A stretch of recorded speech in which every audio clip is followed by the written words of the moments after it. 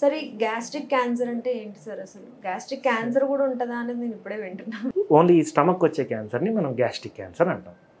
Okay. So దీనికి సంబంధించి symptoms ఎలా ఉంటాయి? ప్రధానమైన కారణం ఏంటంటే హెచ్ పైలోరీ అనే ఒక బ్యాక్టీరియల్ ఇన్ఫెక్షన్. సో ఇన్ఫెక్షన్ వచ్చిన వాళ్ళలో ఏమవుతుందంటే ఈ ఇన్ఫెక్షన్ వచ్చి కొంతమందికి ఇన్ఫెక్షన్ వస్తుంది, దానివల్ల ప్రాబ్లం వస్తుంది, వెంటనే తగ్గిపోతుంది. కొంతమందికి ఏమవుతుందంటే ఈ హెచ్ పైలోరీ అనే ఇన్ఫెక్షనే వాళ్ళకి చాలా రోజులు ఉండి గ్యాస్ట్రిక్ అల్సర్గా కాజ్ చేస్తుంది. సో ఈ గ్యాస్ట్రిక్ అల్సర్ ఎక్కువ కాలం ఉండడం వల్ల అది క్యాన్సర్గా మారే అవకాశం ఉండొచ్చు. కొంతమందికి ఆ ఇన్ఫెక్షన్ అసలు సిమ్టమ్స్ని చూపిదు.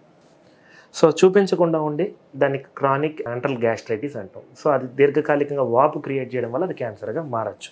మోస్ట్ ఇంపార్టెంట్ ఇవి కాకుండా స్మోక్డ్ ఫుడ్స్ అని, హై నైట్రేట్ ఫుడ్ అని, లేకపోతే high salted fish foods, fried items ఇవి తినడం వల్ల కూడా ఇది వచ్చే అవకాశం ఉంటుంది.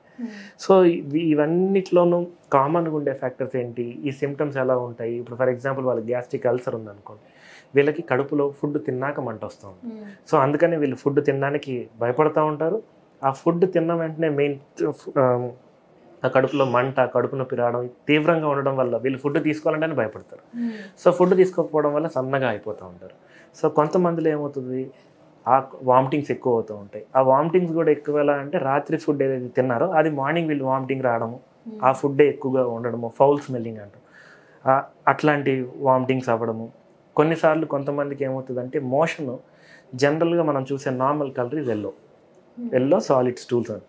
చాలామందికి ఈ ఫౌల్ స్మెల్లింగ్ అంటే బాగా బ్యాడ్ స్మెల్ వస్తే బ్లాక్ కలర్లో స్టూల్స్ వస్తూ ఉంటాయి. మోషన్ ఈ బ్లాక్ కలర్లో ఉంటుంది. ఇది ఎందుకంటే ఆ అల్సర్ నుంచి రక్తం పోతూ ఉంటుంది. సో ఆ రక్తం పోయినప్పుడు అది ఈ జిఐటి ట్రాక్లో కలర్ మార్చుకుని బ్లాక్గా ప్రజెంట్ అవుతుంది. సో దాన్ని మెలినా అంటాం. సో అలా ప్రజెంట్ అవుతారు కొంతమందికి ఏం తిన్నా వామిటింగ్ అయిపోవడము, తిన్న వెంటనే విపరీతంగా కడుపు నొప్పి రావడము, వెయిట్ లాస్ ఉండడము, అండ్ ఇక్కడ ఏమన్నా గడ్డలు రావడము, లేకపోతే విగిలిన చోట్ల ఎక్కడన్నా గడ్డలు రావడము, అట్లా కొన్ని అడ్వాన్స్డ్ ప్రెజెంటేషన్స్ అనేవి ఉంటాయి. కానీ చాలా మందిలో మనం చూసేది మాత్రం వామిటింగ్ అవ్వడము, ఈ కడుపులో మంట తీవ్రంగా ఉండడము, ఏం తినాలన్నా భయం వేయడము, అండ్ కొన్నిసార్లు వీళ్ళు బాగా వీక్ అయిపోవడము, తినబుద్ధి కాకుండా ఉండడము, ఇట్లాంటివి చూస్తూ ఉంటాం. దాన్ని ఎలా డయాగ్నోస్ చేయాలి సార్ మనం? సో ఇప్పుడు ఇట్లాంటి ఏ ప్రాబ్లం ఉన్నా, అంటే వాళ్ళకి అల్సర్ ఉందా లేకపోతే క్యాన్సర్ ఉందా అనే డిఫరెన్సియేషన్ అనేది ఇంపార్టెంట్. వాళ్ళ ఏజ్ ప్రకారంగా మనం క్లినికల్గా వాళ్ళని ఎగ్జామిన్ చేసిన తర్వాత వాళ్ళకి ఫస్ట్ మనం చదివి చేసేది ఏంటంటే ఎండోస్కోపీ చేస్తాం.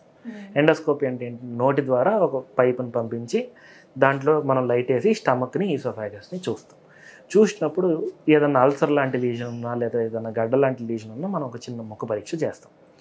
దీంతో పాటు ఈ హెచ్ పైలోరీ అని చెప్పారు కదా, ఆ హెచ్ పైలోరీ టెస్టింగ్ కూడా చేస్తాం. ఎందుకు, వాళ్ళకి అల్సర్ ఉంది, ఈ హెచ్ పైలోరీ పాజిటివ్ అనుకోండి వాళ్ళు, అండ్ ఈ పరీక్ష చేసినప్పుడు దాంట్లో క్యాన్సర్ ఏమి లేదని తెలిస్తే వాళ్ళకి మందులు ఇస్తే ఆ హెచ్ పైలోరీ అనేది కంట్రోల్ అయిపోతుంది.